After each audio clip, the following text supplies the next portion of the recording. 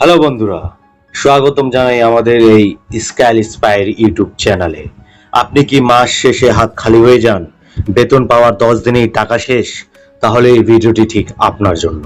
আজ আমি আপনাদের সাথে শেয়ার করব টাকা জমানোর 5টি সোনার উপায়। হ্যাঁ বন্ধুরা, টাকা জমানোর 5টি সোনার উপায়, যা আমার নিজের জীবনেও কাজে লেগেছে। ছোট থেকে শুরু করে বড় সঞ্চয়ে জীবন বদলে দিতে পারে। তাই ভিডিওটি শেষ পর্যন্ত দেখুন, কারণ শেষে একটা বোনাস টিপস আছে যা আপনাদের সঞ্চয় দ্বিগুণ করতে পারে। তো চলো বেশি দেরি না করে ভিডিওটি শুরু করা যাক। এবং ভিডিওটি শুরু করার আগে একটি কথা বলতে চাই, যদি আপনারা ভিডিওটি আমাদের এই চ্যানেলে প্রথম দেখে থাকেন তাহলে চ্যানেলটিকে অবশ্যই সাবস্ক্রাইব করে দেবেন এবং পাশের বেল আইকনটি অবশ্যই দাবিয়ে দিবেন। আর ভিডিওটি ভালো লাগলে অবশ্যই একটা লাইক এবং আপনাদের মতামত অবশ্যই কমেন্ট বক্সে কমেন্ট করবেন। চলেন বাজেট তৈরি করুন। প্রথমে এবং সবচেয়ে গুরুত্বপূর্ণ উপায় হচ্ছে বাজেট তৈরি করা। হ্যাঁ বন্ধুরা, আপনারা ঠিকই শুনেছেন, বাজেট তৈরি করতে হবে আয় ব্যয়ের হিসাব রাখার জন্য। বন্ধুরা, অনেকেই বলেন আমার তো আয় কম তাই জমে না, কিন্তু সত্যি কথা হলো আয় কম বেশি যাই হোক না কেন, বাজেট ছাড়া টাকা জমানো অসম্ভব। হ্যাঁ বন্ধুরা, একদম অসম্ভব। প্রথমত মাসিক বাজেট তৈরি করুন। মাসিক বাজেট তৈরি করুন। হ্যাঁ বন্ধুরা, মাসিক বাজেট তৈরি করুন। আপনার মোট আয় কত আর মাসে কোথায় কত খরচ হয় একটা তালিকা বানান। একটা সহজ নিয়ম আছে, 50 20 30 এবং 50, আরেকবার বলছি 50 30 এবং 20 এই নিয়মে ভাগ করুন। যেমন আপনার আয়ের 50% প্রয়োজনীয় খরচ, যেমন বাড়ি ভাড়া, খাবার, যাতায়াত, এবং 30% সঞ্চয় করুন আপনার চাহিদা মেটাতে, যেমন বন্ধুদের সাথে বের হওয়া, শপিং। আর বাকি 20% সরাসরি সঞ্চয় করুন, সেভিং করুন। আচ্ছা, দ্বিতীয়ত হচ্ছে প্রতিটি খরচ ট্র্যাক করুন। হ্যাঁ বন্ধুরা, প্রতিটি খরচ ট্র্যাক করুন। সকালে 1 কাপ চা 15 টাকা, দুপুরে রিক্সা ভাড়া 50 টাকা, বিকালে সিগারেট 20 টাকা। এগুলো মিলিয়ে মাসে হাজার হাজার টাকা হয়। একটা নোটবুক লিখুন বা মোবাইল অ্যাপ ব্যবহার করুন। যখন দেখবেন মাসে শুধু চায়ের জন্য 900 টাকা, হ্যাঁ বন্ধুরা, শুধু 900 টাকা চায়ের জন্যই চলে যায়, তখন চোখ খুলবে আপনাদের। আর তৃতীয় হচ্ছে সঞ্চয়ের লক্ষ্য নির্ধারণ করুন। হ্যাঁ বন্ধুরা, সঞ্চয়ের লক্ষ্য নির্ধারণ করুন। অসীম লক্ষ্যে পৌঁছানো যায় না, নির্দিষ্ট লক্ষ্য রাখুন। আগামী 6 মাসে 10,000 টাকা জমাবো বা 1 বছর পর নতুন ফোন কিনবো। লক্ষ্য থাকলে মনে একটা টান থাকে, খরচ করার আগে দুবার ভাববেন। চলুন এবার দেখা যাক আগে সঞ্চয় পরে খরচ। অটোমেটিক সঞ্চয় করুন। কিরকম হবে দেখুন, আগে খরচ পরে সঞ্চয়। ব্যাংকে অ্যাকচুয়ালি গল্পটা হচ্ছে, এটা শোনার পর অনেকেই বলবেন আগে সঞ্চয় পরে খরচ। তো ভাই, আমার তো মাস শেষে টাকাই থাকে না, অনেকেই বলেন সঞ্চয় করব কি করে বা কি দিয়ে। কিন্তু এখানেই ভুলটা রয়েছে। ভুল কি রয়েছে? ব্যাংকে অটো ট্রান্সফার সেট করুন। হ্যাঁ বন্ধুরা, ব্যাংকে অটো ট্রান্সফার সেট করুন। বেতন পাওয়ার সাথে সাথে একটি নির্দিষ্ট অংশ, ধরুন 20% সরাসরি আপনার সেভিংস অ্যাকাউন্টে চলে যাবে। আপনাকে ম্যানুয়ালি কিছু করতে হবে না। টাকা হাতে এলেই খরচ করার ইচ্ছা হয়, কিন্তু যদি টাকা আগেই আলাদা হয়ে যায় তাহলে বাকি টাকাই মাস চালাতে হয়। এটাই বলে ফোর্স সেভিং বা জোর করে সঞ্চয় করা। দ্বিতীয় হচ্ছে এই মানসিকতা করুন, আগে সঞ্চয় পরে খরচ। হ্যাঁ, আগে সঞ্চয় পরে খরচ, বেশিরভাগ মানুষ করে উল্টোটা, প্রথমে খরচ করে যা বাঁচে তা জমায়। কিন্তু সঠিক পদ্ধতি হলো বেতন পাওয়ার সাথে সাথে সঞ্চয়ের অংশ আলাদা করে ফেলুন, তারপর বাকি টাকায় মাস চালান। শুরুতে কষ্ট হবে, কিন্তু 2-3 মাস পর অভ্যাস হয়ে যাবে। তৃতীয় হচ্ছে, মনে রাখবেন ছোট অঙ্ক হলেও নিয়মিত জমান। ঠিক আছে, ছোট অঙ্ক হলেও নিয়মিত জমান। প্রতিদিন মাত্র 50 টাকা জমালেও মাসে আপনার 1500 টাকা হচ্ছে বন্ধুরা। 50 × 30 = 1500। বছর শেষে তা 18,000 টাকা হয়।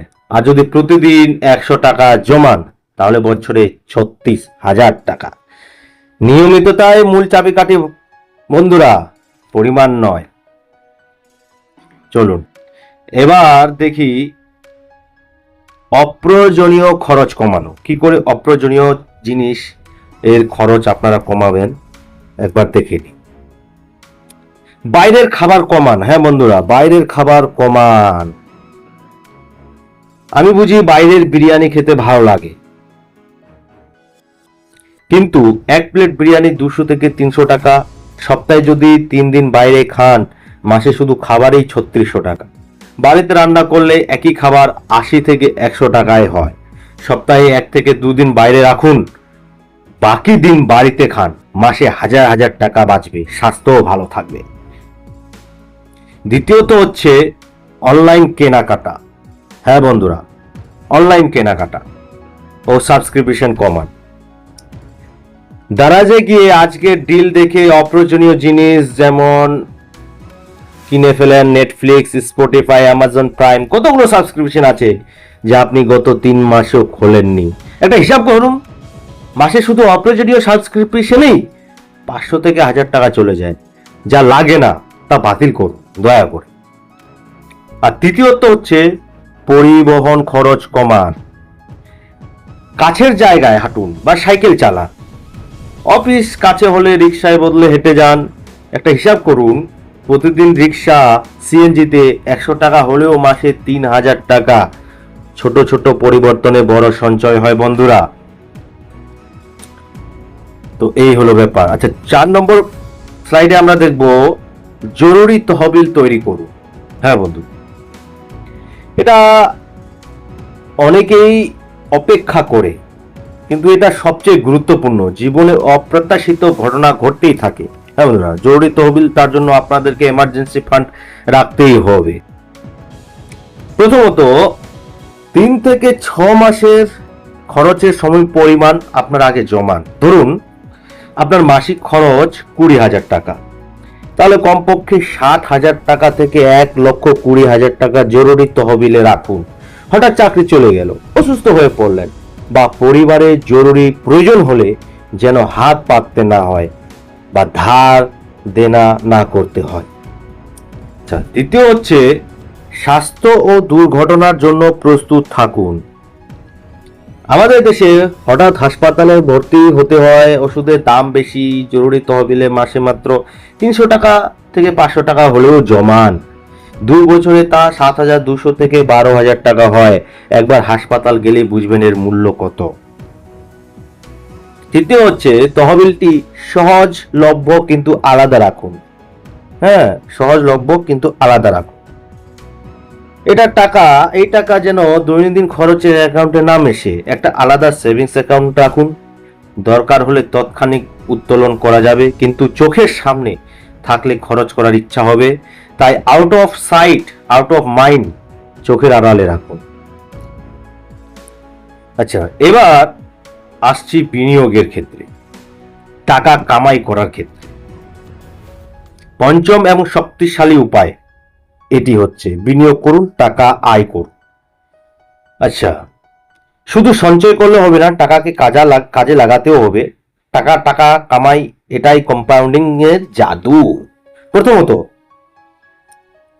প্রথমত ব্যাংকিং এ ডিপিএস বা এফডিআর করুন।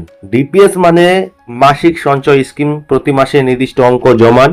5 বা 10 বছর পর ম্যাচুরিটির বোনাস সহ বড় অঙ্ক পাবেন। যেমন মাসে 1,000 টাকা জমালে 10 বছরে প্রায় 2 লক্ষ টাকা হয়। এফডিআরও ভালো সুদ পাবেন। পশ্চিমবঙ্গে সব ব্যাংকে এই সুবিধা আছে। আচ্ছা, দ্বিতীয়ত হচ্ছে মিউচুয়াল ফান্ড ও স্টক মার্কেটে বিনিয়োগ। একটু ঝুঁকি নিতে পারলে শেয়ার বাজার ও বা মিউচুয়াল ফান্ড ভালো অপশন। দীর্ঘমেয়াদে 5 থেকে 10 বছর কম্পাউন্ডিং মুনাফায় সম্পদ বহুগুণ বাড়ে। তবে শুরুতে ছোট অঙ্ক দিয়ে শিখুন, তারপর বাড়ান। এবং তৃতীয়ত হচ্ছে নিজের দক্ষতায় আয় বাড়ান। সঞ্চয় করার আগে আয় বাড়ানো আরো গুরুত্বপূর্ণ। ফ্রিল্যান্সিং করুন, টিউশনি দিন, পার্ট টাইম কাজ করুন। আয় বাড়লে সঞ্চয়ও স্বয়ংক্রিয়ভাবে বাড়বে। একটা নতুন স্কিল শিখুন, graphic design, video editing, digital marketing. ইন্টারনেটে হাজার হাজার ফ্রি রিসোর্স কিন্তু অ্যাভেলেবেল রয়েছে। আচ্ছা, এবার আসি বোনাস টিপসে। সঞ্চয় আরো শক্তিশালী করুন বোনাস টিপসে এসে, ঠিক আছে? 52 সপ্তাহের চ্যালেঞ্জ আপনারা নিজেকে দিন। এটা খুব মজার একটা পদ্ধতি। 52 সপ্তাহের চ্যালেঞ্জ আমি আপনাদেরকে বারবার বলছি। প্রথম সপ্তাহে 10 টাকা সঞ্চয় করুন, দ্বিতীয় সপ্তাহে 20 টাকা এবং তৃতীয় সপ্তাহে 30 টাকা। এইভাবে প্রতি সপ্তাহে 10 টাকা করে বাড়াতে থাকুন। 52তম সপ্তাহে 520 টাকা জমবে। হ্যাঁ বন্ধুরা, 52তম সপ্তাহে 520 টাকা জমবে। হিসাব করে দেখুন, বছর শেষে প্রায় 13,780 টাকা জমবে। আর যদি প্রতি সপ্তাহে 50 টাকা করে বাড়ান, তাহলে বছরে প্রায় 69,000 টাকা হবে। হ্যাঁ বন্ধুরা, 69,000 টাকা। আচ্ছা, দ্বিতীয়ত পয়েন্ট দেখি, মাস শেষে হিসাব পর্যালোচনা করুন। প্রতি মাসের শেষে একটা রিভিউ নিন, কোথায় বেশি খরচ হলো, কোথায় কমাতে পারেন। পরের মাসের পরিকল্পনা আরো ভালো হবে। একটা সিম্পল এক্সেল শিট বানান বা নোটবুকে লিখুন। তৃতীয় এবং সবচেয়ে গুরুত্বপূর্ণ যে টপিকস, ধার ও ক্রেডিট কার্ড এড়িয়ে চলুন। ধার নিলে সঞ্চয়ের চেয়ে ধার শোধ করতে বেশি সময় লাগে। ক্রেডিট কার্ডের সুদ 20 থেকে 30%, মাসে 10,000 টাকা। ক্রেডিট কার্ডে খরচ করলে বছরে শুধু সুদেই হাজার হাজার টাকা চলে যায়। সময় মতো বিল পরিশোধ করুন, অতিরিক্ত সুদ বাঁচান। আচ্ছা, সারসংক্ষেপে যদি এবার যাই এই সম্পূর্ণ ভিডিওর, তাহলে এক নজরে দেখে নিই। বাজেট তৈরি করুন, আয় ব্যয়ের হিসাব রাখুন, 50, 30, 20 নিয়ম মেনে চলুন। সেকেন্ড হচ্ছে আগে সঞ্চয় করুন, অটো ট্রান্সফার সেট করুন, ফোর্স সেভিংস অভ্যাস করুন। তৃতীয় হচ্ছে খরচ কমান, অপ্রয়োজনীয় যেগুলো জিনিস, স্মার্ট লাইফস্টাইল, এগুলো সব কিছুই বাদ দিন। জরুরি তহবিলে 3 থেকে 6 মাসের খরচ জমান নিরাপত্তার জন্য। এবং পঞ্চম হচ্ছে বিনিয়োগ করুন, যেগুলো মিউচুয়াল ফান্ড হতে পারে এবং আপনাদের ব্যাংকিং এর সিস্টেমে হতে পারে। এই 5টি ছোট ছোট কাজ আজ থেকে অনুসরণ করুন। ছোট ছোট পদক্ষেপ, কিন্তু দীর্ঘমেয়াদে বিশাল পরিবর্তন আসবে। তো আজ থেকে শুরু করুন টাকা জমানো।